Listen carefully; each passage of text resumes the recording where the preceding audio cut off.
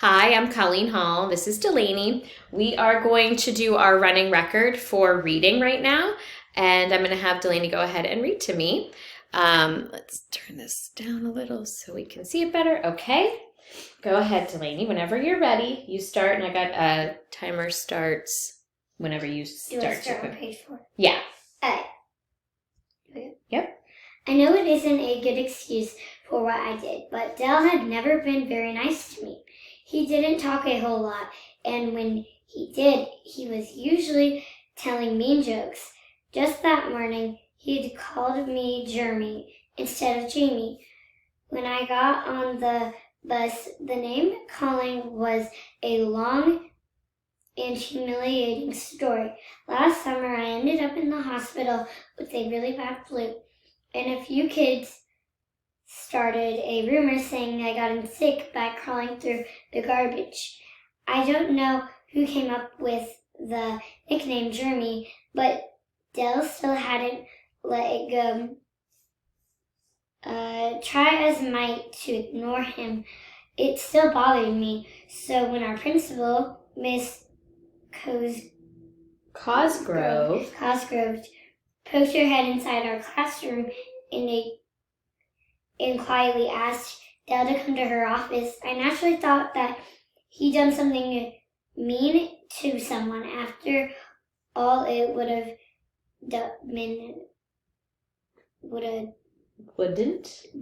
have been the first time.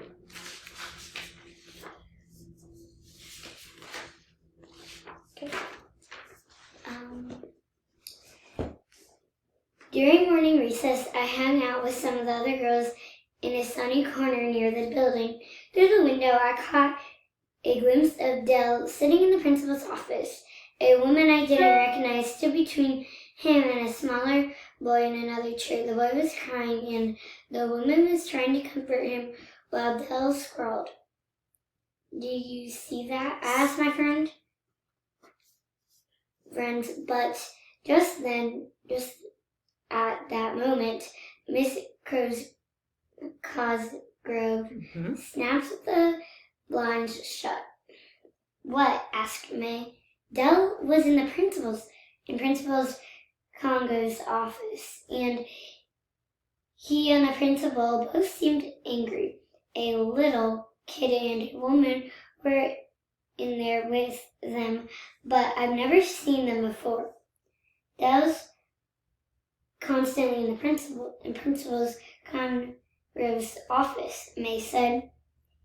Maybe he said something mean to that poor kid. Little guy, I said, thinking out loud. Sounds like Dell, Casey said as she shrugged. The longer I thought about what I saw, the worse the situation seemed. The crying kid couldn't have been any more than just a first grader, or maybe even a kindergartner. I thought of all the mean things Dell had said to my friends and me, and it made me angry. At the end of the day, I realized that Dell had never returned to class. On my way to catch up with my friends, I peeked through the principal's window again, but the office was deserted. I spotted Cassie and ran over to her. Dell never came back to class just then. He must have been sent home, I whispered, jumping to my first conclusion.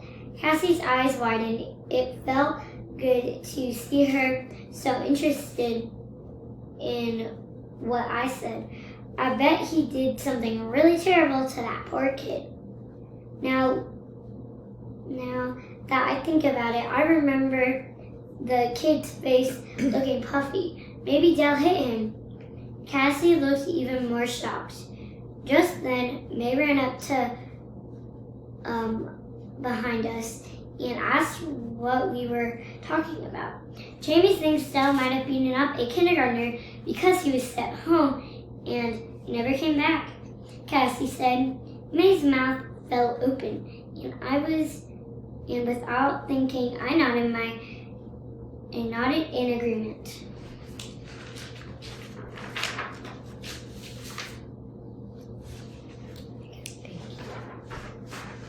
the big story. My friends and I were at our usual spot around the swings before the first bell the following day when a ball rolled by from the nearby kickball game. "Hey," my friend Matt said as he jogged over to pick up the ball. "Have you seen Dell?" I realized no one had called me Jeremy on the ride to school that morning and said, "No, why?" Matt stepped closer to whisper, "I heard Principal Cosgroves expelled him for beating up a kindergartner," he said. "I guess he punched out the kid's teeth and gave him 2 shiners." Very good. Everyone gasped, but I buried my feet into the sand beneath the swings that I couldn't have been what usually happened.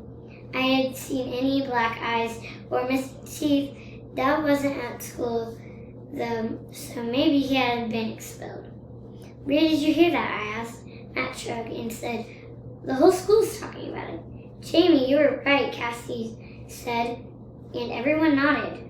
I loved the feeling that came with knowing so many people had heard my assumptions and passed them on. It didn't really matter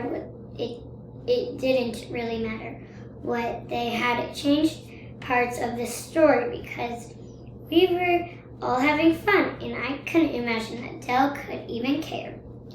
By the time we sat down for class, everyone was whispering about Dell's expulsion.